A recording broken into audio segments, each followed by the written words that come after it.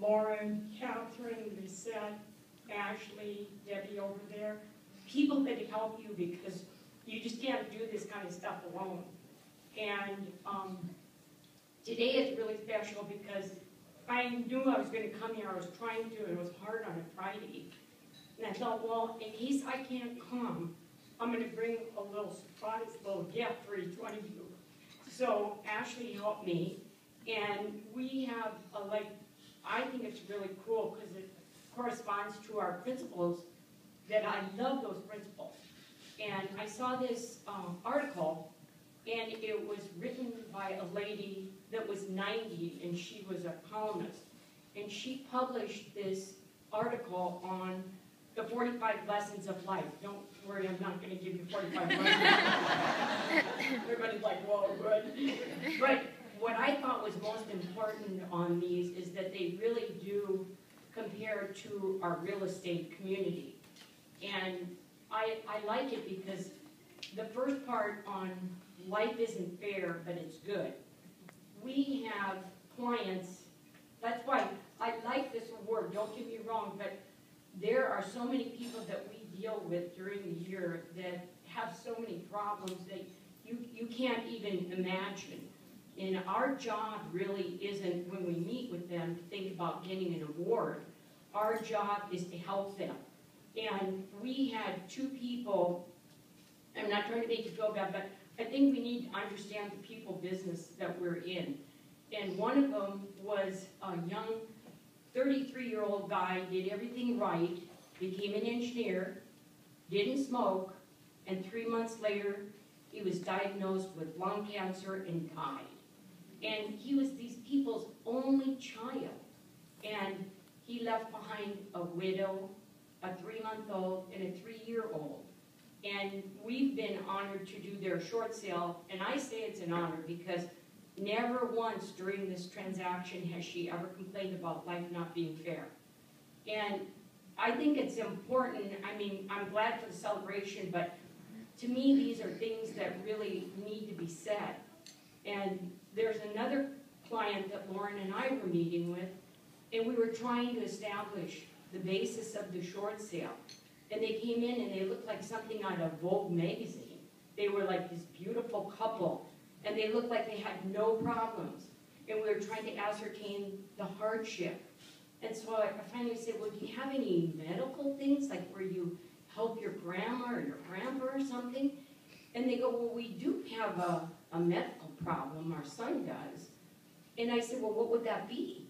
And they said, well, he was born without any ears. And I mean, I had never even heard of such a thing. And they had to grasp for that problem. And I said, oh, what is his name? Because I want to just think about this little guy and say prayers for him. And they said, well, his name is Max. You know, Max means great. And this is Max the Great. And they pull out a photo of this little cute boy with like a headband with a hearing aid on each side. And the little boy was facing 12 operations. And after she had little Max, she lost her job. And for me, this just told me that these people never complain. Everything Lauren asks, they bring in. They never talk about, you know, oh, wow, somebody parked in front of me. You know, stupid things like that. And then the next thing, and I don't want to miss this opportunity because I, you know, normally don't have this kind of thing, so I guess I'm taking advantage of it. And another thing is taking that small step. As Lauren in marketing, I love that. I don't know if you know that small step and you don't know where the staircase leads when you send that. I love things like that because when Luis was diagnosed with Lou Gehrig's disease, we all knew that that was a very, very bad diagnosis. And I just want to compliment all of you for coming together and helping us because honestly, I asked him so many times, and then finally when he said yes, it was close to Thanksgiving, and it was close to Christmas, and I thought, man, we've got to get this thing done. So we only had about a week to pull that off, and we just started calling people. Lauren started doing all this stuff, the marketing team, Isabel, Rose, Lupe the dancing machine, and we just had such a wonderful wonderful night. And the day of the event, our office at Terra Nova, and Kim will tell you, it looked like a swap meet. I mean, there was so much stuff there, and in my mind, I thought, oh dear, I wonder how we're gonna change from swap meet to sensational in a few hours. And we didn't even know if anybody would come. We didn't know how much money we were gonna make. It was just this giant leap of faith, and everybody went along with it. And I thought, oh my God. And so then the night of the event, when I went out there and the parking lot was full and everything was beautiful, I couldn't have been prouder to be a part of this real estate community, because it didn't make any difference what office you came from. It didn't make any difference how many houses you sold. Everybody was there for the common good of Louise, and he appreciated it so, so much. And then the last three things I have to just say this about Scott. I love this part in this lady's column because it says the best is yet to come. And I feel that if it weren't for Scott in that dark day in 2005, he could have very easily have closed his company. He did not need to deal with this kind of a real estate market that he was handed. And every day he would think of new ways, SFFT, doing things, marketing, doing this, doing that, short sales, we're in, we're out, it's like, whoa. And then what he did was create what we have now. We've gone through the worst, now we're at the best. And not only does he do the things in real estate, he did that hospice house. And you might say, oh, that's really nice. No, that was a lot of work. And I told him I'd help him, but I wouldn't go to any meetings, and I wouldn't take any commission because it wouldn't be right. And poor Scott had to go to all those meetings, listen to all that stuff, because it's not just like when we do it in our office, it's kind of slam, bam, thank you, ma'am, but no, it was way more complicated than that, dealing with those corporate attorneys, as they would remind us, Lauren.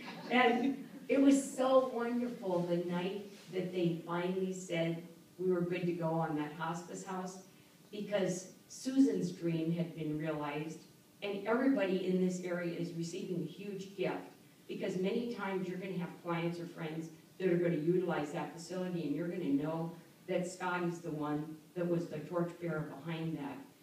And two more things, and I'll leave. Good luck, thank God. The thing that I think is important that this lady wrote, and some of these things are so timeless, is that she said every day, whether you feel like it or not, you should get up, dress up, and show up. And so I'm thinking we have these nice offices, and if we want to reach those goals that Mary Lou addressed, more than just talk about them, then get up, dress up, and show up. Because the last thing, and I made a copy of this in case anybody likes it, because I loved it, that life is not tied up with a bow, but life is a gift. Now, what we decide to do with that gift to make ourselves and others happy is really up to each and every one of us. So I hope you'll enjoy the little thing that, Ashley helped me do, and maybe if you read it, if you don't want to read it, maybe give it to somebody else that looks like they need a little lift. But I'm very, very proud to be a part of this organization, and I couldn't be more humbled than I am today.